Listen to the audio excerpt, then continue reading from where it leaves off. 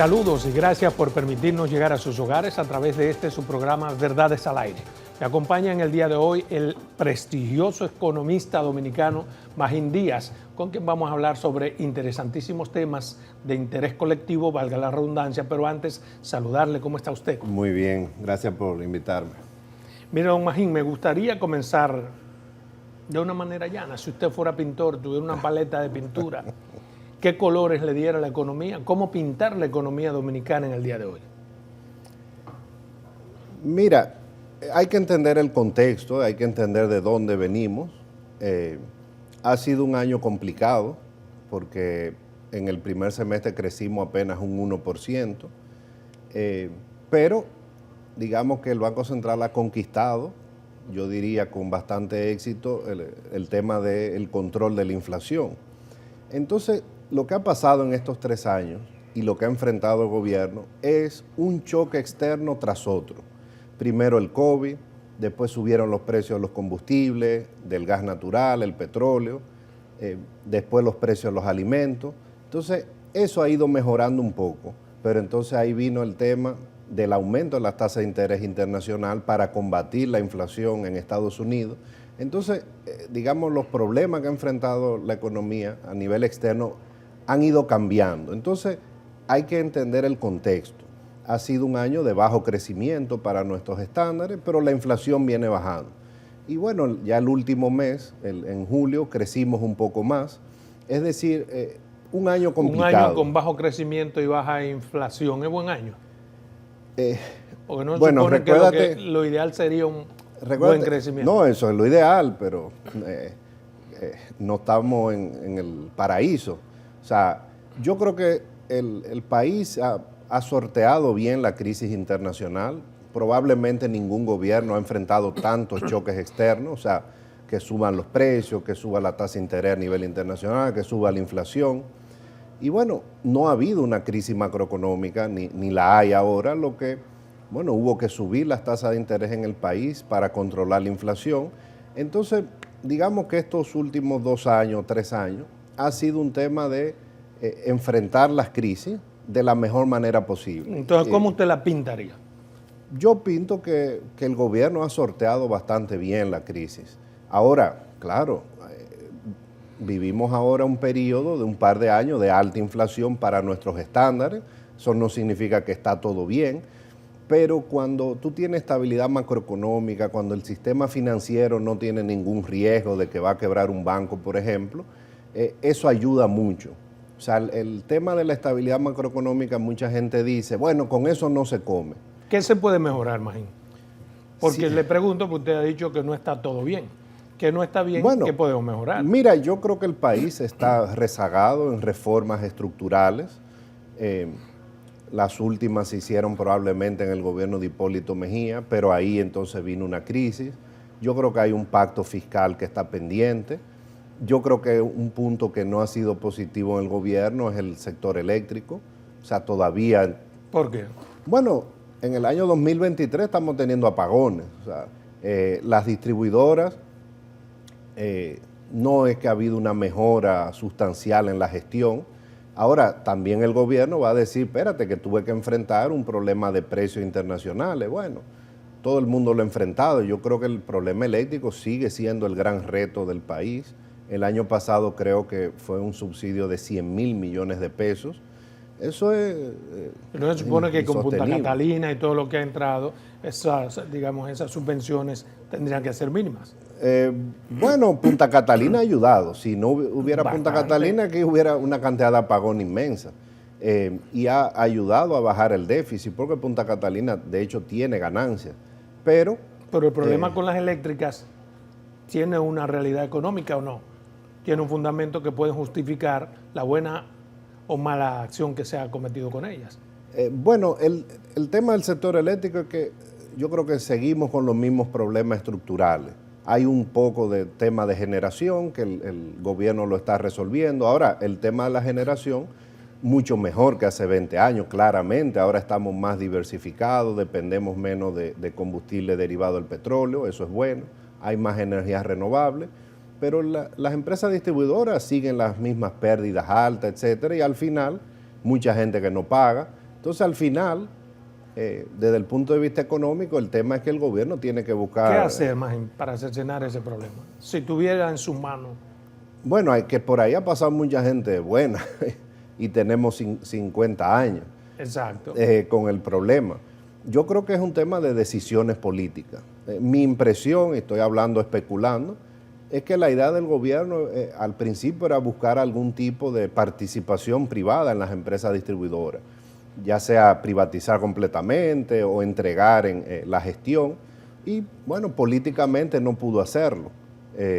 Yo creo que parece que no hizo el cálculo político. ¿Eso solucionaría el problema, a su entender? Bueno, yo creo que hay que hacer algo diferente a lo que se ha estado haciendo. O sea, la realidad es que ya sea porque se entregue más energía o por cualquier razón, las empresas pierden más del 30%. ¿Qué cosa diferente usted haría? Bueno, hay que salir a cobrar. Yo creo que los incentivos están mal puestos, porque al final, si tú sabes que el gobierno te va a rescatar, bueno, hay un incentivo para no mejorar. Entonces, tal vez la gestión privada yo creo que puede ayudar. O sea, es un lastre para la economía dominicana todavía el tema eléctrico. Entonces, o sea, entregamos a manos privadas bueno, la administración de la sede. Si usted cree que yo creo que eso podría ayudar. Ahora puede ser una privatización parcial, que el gobierno se quede con la mitad, que la mitad sea del privado, eso podría funcionar. Cuando haya que presionar a un gobierno, pues comienzan los apagones financieros. ¿Usted cree que debemos volver a eso? No, yo creo que eso no es así. Cuando aquí ha habido apagones financieros es porque no había dinero para pagarle a los generadores. Y yo creo, por ejemplo, esa parte se ha mejorado mucho en los últimos años. Pero yo creo que quien sea que gane, ya sea el presidente Abinader o la oposición, bueno, tiene que hacer un plan, digamos, país para mejorar esto. Precisamente ha dicho el presidente, gane quien gane, hay que hacer ajustes fiscales. Yo digo ajustes o una reforma fiscal, porque no es lo mismo. Bueno, es que el político tiene que cuidarse como habla. Realmente lo que quiso decir que aquí va a haber que aumentar los impuestos. O sea, porque es un tema sencillo de aritmética muy básica. Los gastos son más altos que los ingresos, entonces hay un déficit y además de eso, el gobierno ha identificado más gastos que hay que hacer, que fue lo que el presidente dijo en esa entrevista esta semana. Pero tenemos 20 años con una enfermedad que todos la conocen y no la han hecho, ¿o no? O sea, bueno, esto que el presidente dice que ya es inevitable. Bueno, se han hecho reformas y se han aumentado los ingresos, pero la última fue en el 2012. Generalmente cuando se hacen las reformas vienen contrarreformas. ¿Qué significa eso?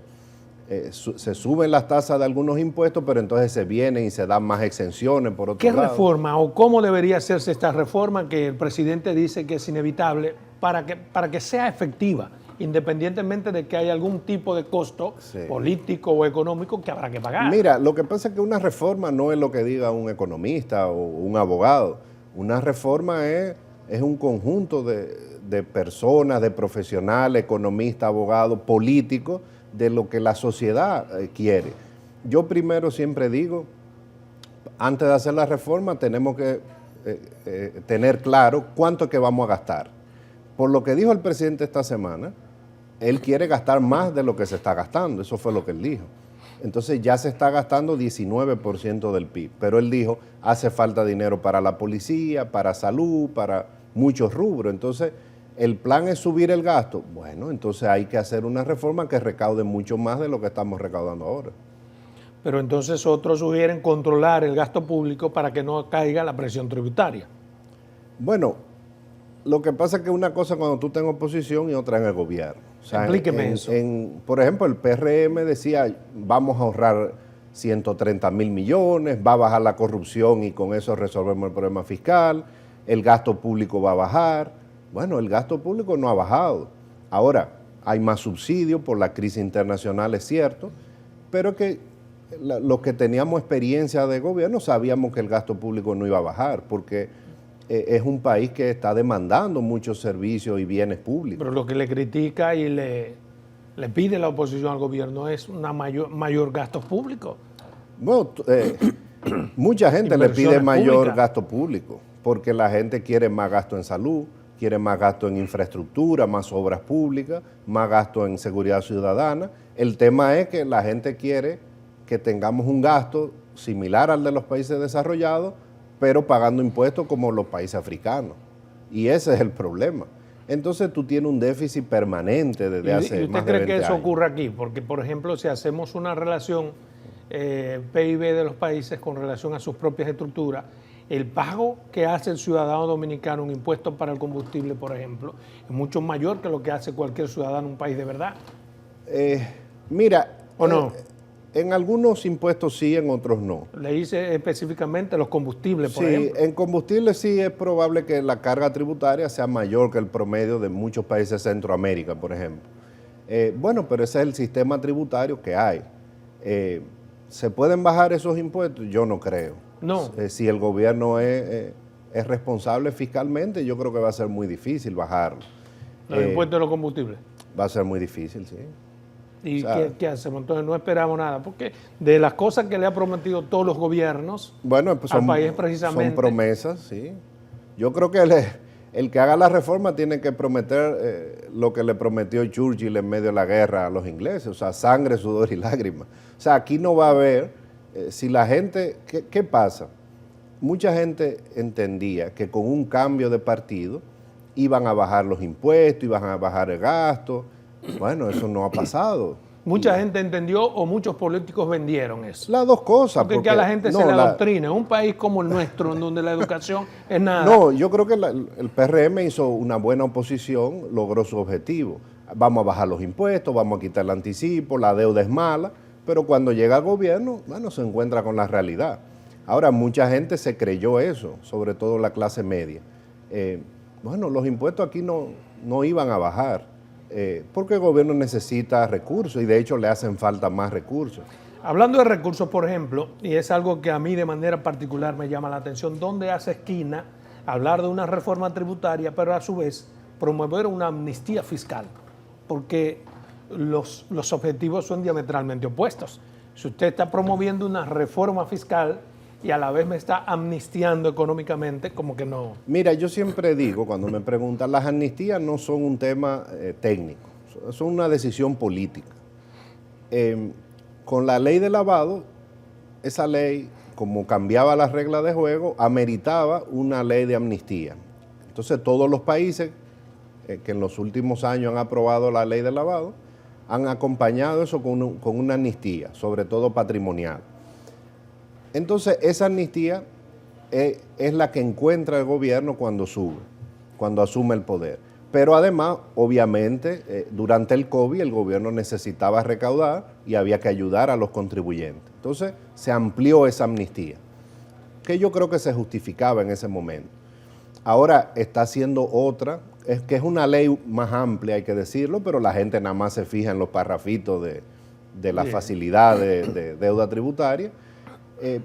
El gobierno, bueno, quiere, digamos, corregir algunas cosas de deuda incobrable que tiene y de paso recaudar un poco. Ahora, ¿le parece correcta entonces esa amnistía?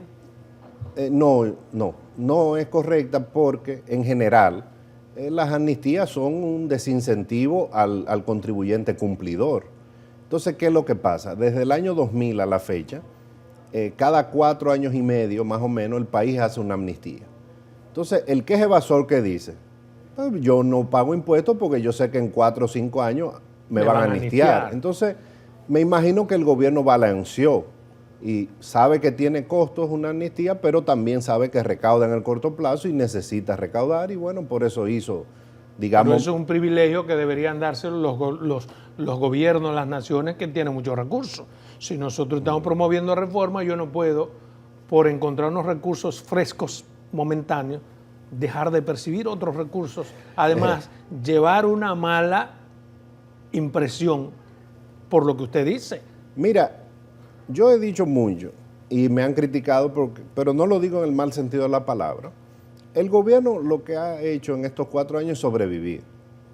Que el presidente lo dijo el otro día. Y dijo, el gobierno estamos arañando para ver cómo hacemos gasto público, sacamos ingresos de aquí, ahorramos allí, eso lo dijo el presidente. Entonces, ¿qué significa? ¿Cómo tú sobrevives sin las reformas que se necesitaban en el 2021? bajando el gasto de inversión, pidiendo adelantos de impuestos a las empresas y haciendo amnistía. De eso vamos a continuar hablando. Vamos a una primera pausa comercial, 2 minutos. Bien, continuamos aquí con esta interesantísima entrevista con Magín Díaz, uno de los prestigiosos economistas dominicanos. Don Magín, hablábamos de esa reforma versus amnistía, pero el presidente también se ha referido a un tema que a mí me llama la atención, que es el anticipo fiscal. Y justifica el por qué se mantiene todavía el anticipo fiscal.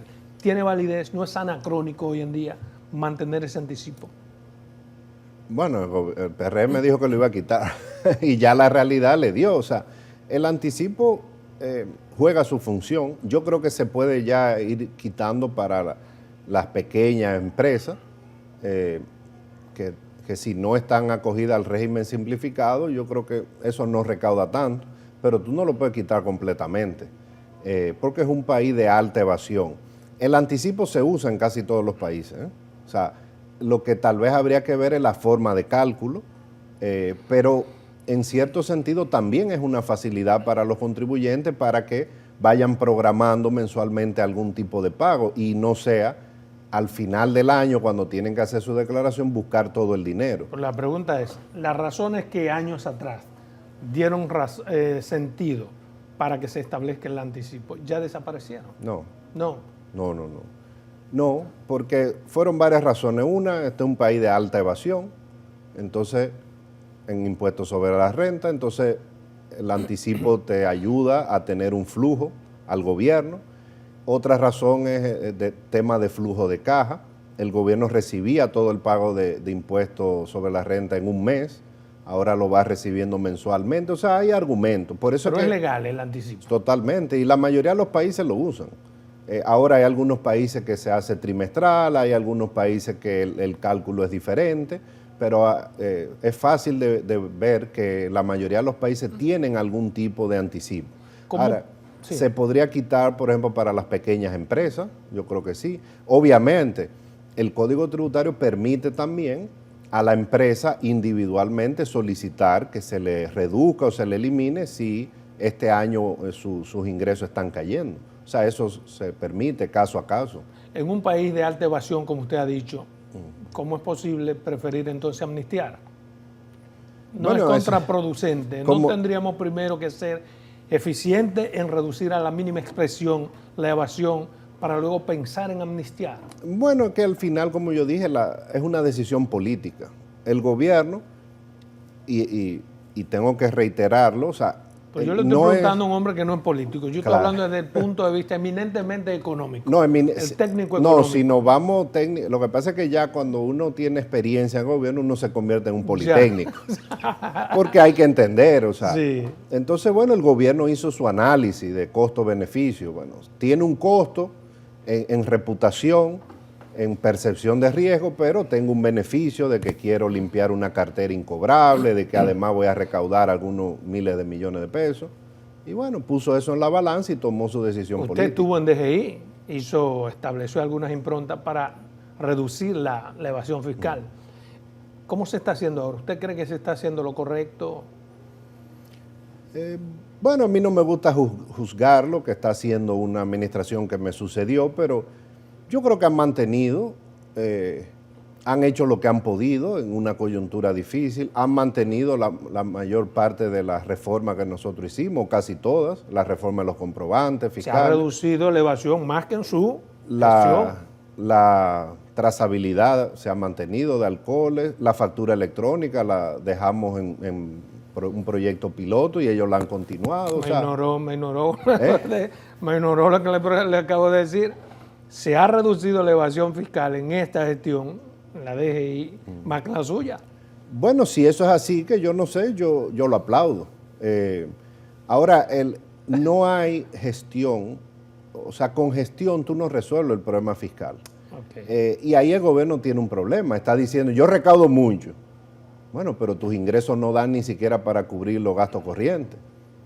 Hasta el año 2019 sí daba lo que tú recaudabas, entonces todo es relativo. Realmente el gobierno está recaudando menos en ese sentido, si tú lo comparas con el aumento de gasto. Entonces, el gobierno ha recaudado un poco más, pero está gastando mucho más. Entonces, en términos relativos no dan los ingresos. Mire, el presidente también habló de un tema que a mí me interesa, porque se analiza mucho, y es como usted dice, la mayoría de las decisiones, tanto en el área económica como en cualquier sector del país, depende mucho de una toma de decisión política. Por eso vivimos en el atraso en que vivimos. Dijo el presidente que hoy en día hay muchas exenciones fiscales que no se justifican. A su entender, ¿es así? Sí, es así. Obviamente hay exenciones que se justifican en el diseño de un sistema tributario, pero si tú a todo le das una exención, a todos los sectores para que se desarrollen, bueno, al final, ¿de qué va a vivir el gobierno? La palabra precisa es que desaparecieron las razones que motivaban las exenciones en de algunos casos, sectores. Sí. Bueno, ¿En cuáles sectores usted cree que ya no debe existir exención fiscal? El tema es, las exenciones se justifican, en muchos casos son una herramienta de política pública. Ahora, el tema es que aquí tú tienes muchas exenciones en impuestos sobre la renta, pero también tienes muchas exenciones en ITEVI. Entonces, esos son los dos impuestos que te mantienen el sistema tributario. Los otros son impuestos secundarios, vamos a llamar. ITEVI y renta. Entonces, si tú tienes muchas exenciones en impuestos sobre la renta, no debería tener muchas en impuestos al consumo, en el ITEVI. Pero aquí tenemos los dos. Entonces, al final, tú tienes una DGI a la quien le es muy difícil recaudar. ¿Pero por qué se persiste en eso? Bueno, porque ese es también político.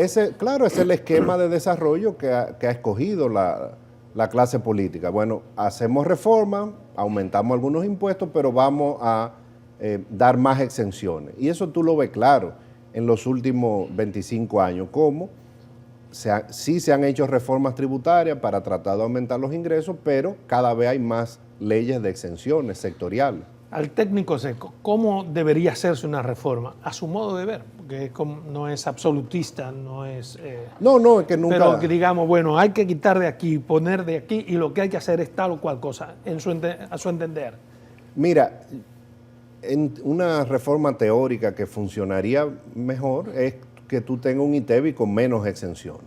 O sea, generalizar el ITEVI lo más posible. Ahora, eso implica poner el ITEVI a muchas cosas que no tienen. Entonces, los políticos, bueno, siempre ahí cojean cuando llega el momento de aumentar la base del ITEVI. Ahora, eso simplificaría la vida de todo el mundo, incluyendo de las empresas. Porque ahora, entonces la gente no va a retorcer el rabo, sí simplificaría su vida. ¿No será que algunas cosas no han sido bien vendidas? Bueno, habría que tratar. Ahora, es difícil hacerlo en esta época. Mira lo que pasó en Colombia. Yo creo que habría que salir a explicarlo muy bien. O sea, algunos ministros van a tener que salir a inmolarse porque hay un costo. Y yo creo que ese es uno de los problemas de gobierno. Para la reforma, algunos ministros tendrán que salir a inmolarse. Oh, pero claro, lo que pasa es que yo lo he dicho mucho. O sea, ya pasó ya el gobierno tiene 3 años. Si el gobierno es reelecto, pues ya hay que dejar de echarle la culpa al que estaba antes. O sea, hay que actuar. Entonces va a tener un costo eso, pero el beneficio para el país, bueno, yo creo que va a ser mejor. O sea, si se hace una buena reforma, el país puede dar un salto. Explíquemelo como ciudadano. ¿Cómo yo acepto una reforma que después va a ser mejor y me quedo tranquilo? No, al principio va a ser un golpe, porque tú vas a pagar más impuestos, pero ahí la clase política tiene que convencer a la ciudadanía de que los recursos se van a gastar mejor. El problema es ese, que yo entiendo que esa posible mejoría dependerá mucho, primero del gobernante y segundo en qué se inviertan los recursos. Correcto. Que a mí me van a quitar de más. Pero, ¿y quién me garantiza que yo voy a pagar más impuestos y esos impuestos los veré en los hospitales y no los veré en la corrupción? Al principio va a tener que ser fe. Tú vas a tener que confiar, claro, porque el gobernante de turno te va a decir, yo lo voy a usar bien, pero tú me tienes que pagar más impuestos ahora. Entonces, esa va a ser la labor del presidente de turno y de los ministros, a quienes les toque. Yo, por suerte, no voy a estar cerca, porque yo creo que va a ser difícil, porque también hay un agotamiento de la población. ¿Cómo usted lo haría, por ejemplo? Si usted fuera asesor, mire, vamos a quitar de aquí, vamos a poner aquí. Bueno, es que no hay que especular. No siempre. No hay que especular. El gobierno hizo una propuesta. Yo creo que por ahí es que va a ir la reforma, si este gobierno es reelecto. Porque ¿Por dónde? en el 2021 hizo una propuesta. La misma propuesta. Bueno, ¿qué decía la propuesta? Vamos a subir el impuesto sobre la renta, vamos a bajar el ITEVI a 17, pero lo vamos a poner mucho. Universalizar. Bastante. Sí. Vamos a compensar a la gente por el ITEVI. ¿Cómo lo vamos a compensar? Dándole más subsidio al 30 o 40% de la población. Vamos a subir el impuesto a la propiedad, vamos a subir el impuesto a los alcoholes. Eso fue lo que dijo el gobierno. ¿Usted está de acuerdo con que sea así? O sea, esa propuesta No. que es hija del presidente desde su primer gobierno que no pudo implementar. ¿Usted cree que es la correcta o usted añadiría o quitaría algo? Yo creo que era un poco agresiva.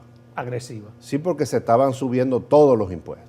Entonces a la clase media le iba a dar muy duro. Yo creo que hay que escoger. No vamos a poder hacer una reforma que resuelva todo. Entonces yo me enfocaría en fortalecer el impuesto sobre la renta y el ITEVI. Pero tú no le puedes subir el ITEVI, el impuesto sobre la renta, el impuesto a la propiedad, el selectivo a los alcoholes, poner el impuesto a la bebida azucarada, todo al mismo tiempo.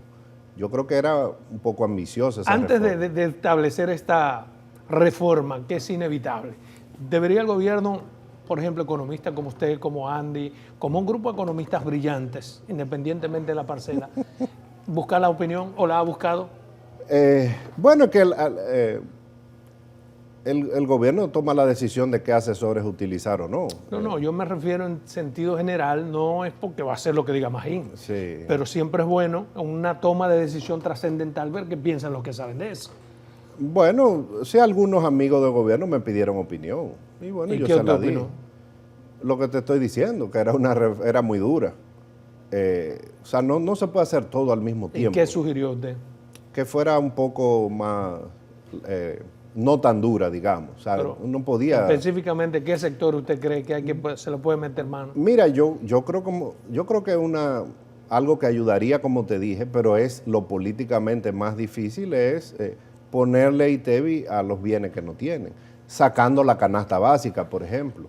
O sea, Si sumamos ese ITEVI a los bienes que no tienen, ¿usted cree que el porcentaje sería tan elevado que justifique? no, tiene que ser acompañado de otras medidas. O sea, hay que tocar 2 o 3 figuras tributarias. ¿Cuáles? O sea,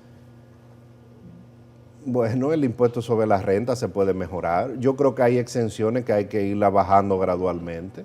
¿Cuáles, por ejemplo? La del turismo, por ejemplo. Ya no se justifica. No se justifica tanto, pero Las exenciones a los combustibles de algunos sectores, ¿qué usted cree que debemos hacer? yo creo que quedan pocos sectores con exenciones o Pero no subsidios. debería quedar ninguno. No debería. No. O sea, y cuando se han quitado algunas de las exenciones no ha pasado nada realmente. Ahora, ¿qué pasa? El sistema tributario está muy distorsionado. Y arreglarlo de un fuetazo va a ser muy difícil. Yo creo que hay que irse por la gradualidad, me parece a mí. Y lo ideal es que eso se haga antes de que venga una crisis. Porque aquí se habla mucho, por ejemplo, la mejor reforma fue la de Balaguer, del año 92. Bueno, pero ¿qué llevó a esa reforma? Una crisis macroeconómica olímpica. ¿Qué tan cerca o lejos estamos de esa posible crisis si no hacemos lo correcto? Yo no la veo cerca. No. No la veo cerca. No. Pues podemos seguir postergando en el tiempo. Se puede postergar. O sea, aquí no va a haber una crisis el año que viene si no se hace una reforma. Lo que tú tienes es un gobierno que está enfrentando mucha restricción. Aquí se necesita más infraestructura en el país, claramente. O sea, un país como este no va a desarrollarse con un gobierno que solo invierta 2.5% del PIB en infraestructura. Aquí se necesita más y eso lo estamos viendo en la calidad de vida, por eso es que no hay drenaje, por eso es que hay tantos tapones, o sea, aquí hay que meterle infraestructura a la ciudad y eso no lo va a hacer el sector privado. Bien, vamos a una segunda pausa comercial, regresamos en 2. Bien, continuamos aquí, súper interesante todos los conceptos que emite el señor Magín sobre la economía y tenía que ser así porque es una autoridad en la materia, por eso está aquí en Verdades al Aire. Mire Magín, hay un tema súper interesante, el presidente Abinader de alguna manera admite la ralentización económica que según él se debe a la aplicación de políticas contra la inflación. ¿Es así? Sí, es que es así. O sea, Está ralentizada la economía. Crecimos 1.2% el primer semestre. Pero estamos dentro del rango meta. De inflación, sí. Bueno, o sea, por eso yo te dije al principio, o sea, y yo creo, O sea, el Banco Central hizo lo que tenía que hacer. Yo no, para nada lo critico, yo creo que lo hizo bien, porque la inflación es lo peor que le puede pasar a un país. O sea, lo que está pasando en países como Argentina, Venezuela, eso destruye las economías. Entonces la inflación, cuando a un país le llega, hay que darle duro. Está ralentizada la economía, imagino. Sí, pero tienen inflación ahora. Ah, entonces, okay. para agarrar la inflación, que fue una inflación que vino de fuera, pero tú no puedes dejar sin tomar medidas, porque entonces la inflación se perpetúa y se riega en toda la economía. Entonces lo que hizo el Banco Central fue agarró el toro por los cuernos. Ahora, ese aumento de tasa de interés, esa contracción monetaria, bueno, desde fines del año pasado la economía viene desacelerándose y por eso es que crecimos 1. Pero a largo plazo el país va a estar mejor porque controló la inflación. Entonces se justifica la ralentización con dedicar, digamos, presupuestos a la inflación. Claro, porque el Banco Central no lo hizo solo, sino que el gobierno dio subsidio. O sea, aquí se hizo lo que había que hacer. Ahora, ya el objetivo del Banco Central principal, con una inflación controlada, es el crecimiento. Y por eso empezó desde junio a bajar la tasa de interés y a dar liquidez al sistema financiero. Y por eso ya la economía el mes pasado creció 2.9, o sea, todavía es un crecimiento bajo para nuestros estándares. ¿Cuánto más o menos debió crecer? No, bueno, eso para los estándares. No, siempre nosotros tendemos a crecer 5%. Históricamente, en cualquier periodo, esa es nuestra tasa histórica de tendencia. Ahí es que vuelve el crecimiento. Ahora, yo creo que se hizo lo que había que hacer. Bueno, ahora el gobierno está aumentando el gasto de inversión, para eso mandó un presupuesto, una modificación presupuestaria, y el Banco Central está bajando la tasa de interés. De hecho, esta semana la volvió a bajar. ¿Y se puede cumplir, por ejemplo, con la meta de crecimiento económico con una economía ralentizada? Bueno, 4% no vamos a crecer, que es lo que estaba en el marco. ¿No hay tiempo todavía para cumplir con esa meta? No, muy difícil. Yo creo que la economía va a crecer entre 2,5 y 3 en el año entero. Bueno, que no está tan mal pero tampoco. ¿Y por qué no podría crecer? El 4... Porque tendría que crecer, queda poco tiempo, tendría que crecer muchísimo en estos meses. Insiste, por ejemplo, el expresidente de la República, Leonel Fernández, en que el crecimiento económico está estancado, según los datos del Banco Central, que es un 2,9%. Lo que dice Leonel versus los datos que le da el Banco Central al país, ¿cuál es su valoración? No, a veces uno, como no es economista, no entiende y hay una confusión social en ese sentido. ¿A quién le creo? ¿A Leonel? ¿Al Banco Central? ¿Cuál es la realidad? No, Leonel lo que está es, como un buen político que es, tal vez el mejor que hay en hacer posiciones políticas, es lo que está aprovechando el tema económico. Claramente hay una economía que se desaceleró y eso es lo que él ha dicho. Él ha dicho, ya no me hablen de que la economía en el 2021 creció 12, que ya eso pasó, ahora está creciendo 1. Eso es lo que él ha dicho. Entonces, él está jugando su rol igual que lo jugó el PRM. Pero olvida él las razones del por qué una cosa creció o no. Que un no, porque él...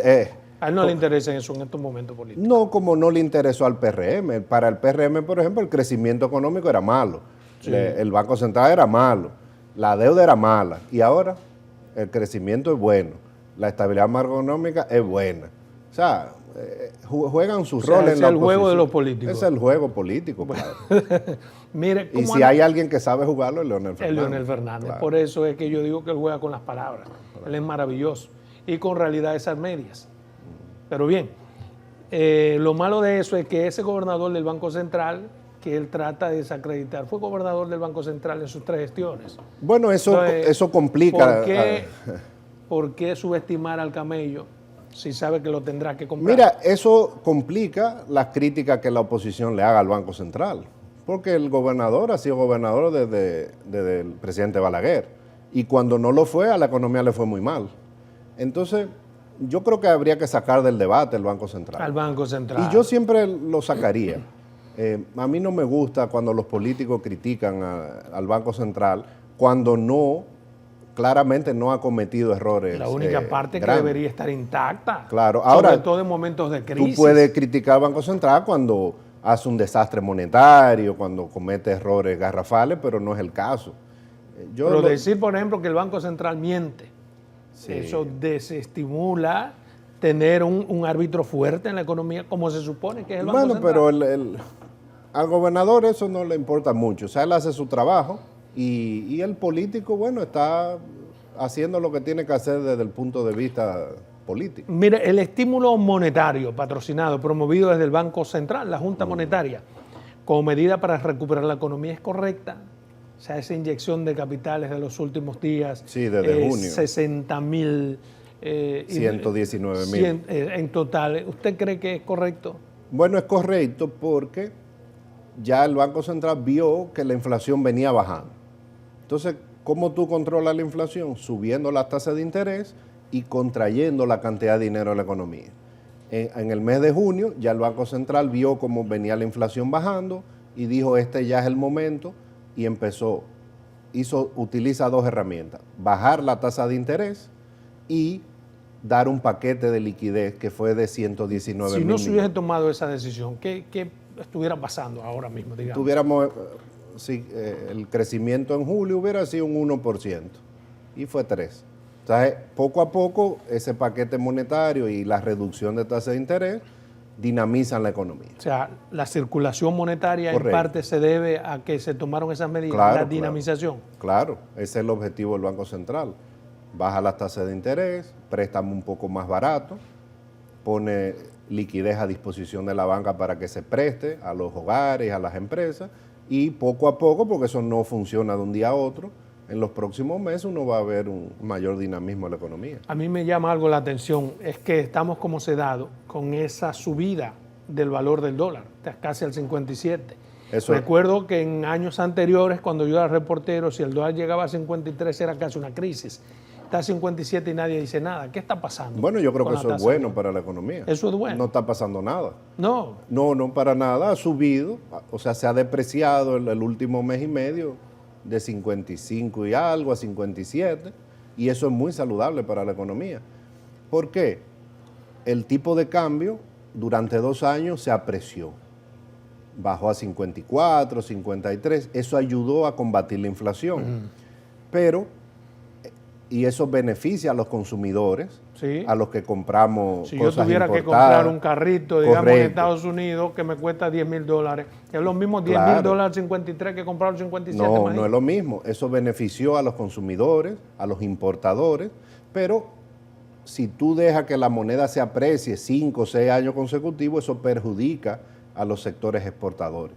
Entonces, la apreciación jugó su rol, ayudó al Banco Central a que bajara la inflación, porque ese es un factor que contribuyó, pero mantener esa apreciación más tiempo iba a perjudicar ya a la zona franca, al turismo, a los exportadores tradicionales. Entonces, esa depreciación que ha habido en los últimos mes y medio ayuda a la economía en general. Yo creo que es saludable para la economía y no es nada para qué preocuparse, sí, ni va a haber una crisis cambiaria aquí, ni nada. Si usted tuviera que definir cómo anda la economía hoy, ¿está mejor o peor que antes? En este gobierno que en el pasado gobierno, digamos. Es una pregunta difícil. Para un hombre como usted, no. ¿Por qué? Porque yo creo que la economía se ha manejado correctamente. Ahora, hay mucha gente que te va a decir estoy peor. ¿Por qué? Porque nosotros los 10 años anteriores al COVID no tuvimos inflación. Pero la pregunta es a usted, La inflación, ¿está mejor o peor que antes ahora en la economía? No, está correctamente manejada, diría yo. Esa es la respuesta. Yo no te he preguntado sobre cómo se ha manejado, si está mejor o peor. Lo que pasa es que tú no puedes evaluar una economía así. ¿Por qué? Porque el precio del petróleo se disparó, se dispararon los combustibles, se disparó Eso hizo todo. que esté mejor o peor. Eso es lo único que estoy preguntando. Algunos grupos están peor y otros no. O sea, bien. Vamos a una tercera pausa comercial con Magín. Bien, continuamos aquí, esta interesante entrevista con Magín. Magín, hay algunos economistas, colegas suyos, que dicen que la inversión del gobierno está a niveles estratosféricos. Hablan de un 35% del PIB. ¿Eso es así o no? ¿La inversión pública? Sí. No. Aquí hay dos temas con la inflación. un tema de con la inversión pública, un tema de corto plazo y un tema de largo plazo. Con el cambio de gobierno, el cambio de partido, siempre hay curvas de aprendizaje, de cómo se gasta, el marco legal que para mucha gente era nuevo. Entonces eso llevó a una muy pobre ejecución del gasto de inversión, el cumplimiento con la ley de compras, cuando muchas instituciones sacaron a todo el que sabía del manejo de la ley de compras, tuvieron después que volver a llamar a mucha de esa gente que habían sacado. Entonces, el primer año fue muy notorio y el segundo, que había un problema con la ejecución del gasto de capital, por trabas burocráticas, trabas legales, lo que sea.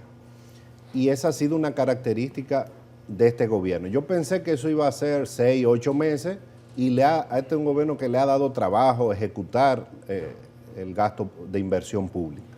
Ahora, hay otro tema que yo le llamé de largo plazo, que es el siguiente. El gobierno realmente necesitaba una reforma tributaria. No la hizo, pero a la vez quiere ser responsable macroeconómicamente. Entonces, ¿qué significa eso? Y ha tenido que dar más subsidio por la crisis internacional. Entonces, ¿qué ha tenido que hacer? Presupuestar menos inversión pública. Entonces, eso es un tema de largo plazo. Entonces, hay un tema, digamos, coyuntural, que el gobierno, vamos a decir que ha sido torpe ejecutando la inversión pública. Y ¿por qué ha sido torpe? Bueno, yo creo que se ha enredado en el marco legal, puede ser. Yo creo que esa es la razón. Creo que el año pasado mandó una ley para destrabar muchos contratos que tenían, por la inflación se habían pasado del umbral que permite la ley de compra. ¿No será que esa inversión pública la está haciendo en otros renglones que de no hacerlo podrían provocar también bueno, es lo que yo dije, o sea, el gobierno ha tenido que dar. Entonces lo que ha cambiado es de dónde inyectar el dinero, pero está haciendo la inversión. No, está haciendo más subsidios, subsidio a las personas, subsidio a la agricultura, subsidio a los combustibles por la crisis. Ahora, ha tenido que bajar el presupuesto de inversión pública para que el déficit no sea muy grande. Entonces, ese es el tema, digamos, estructural.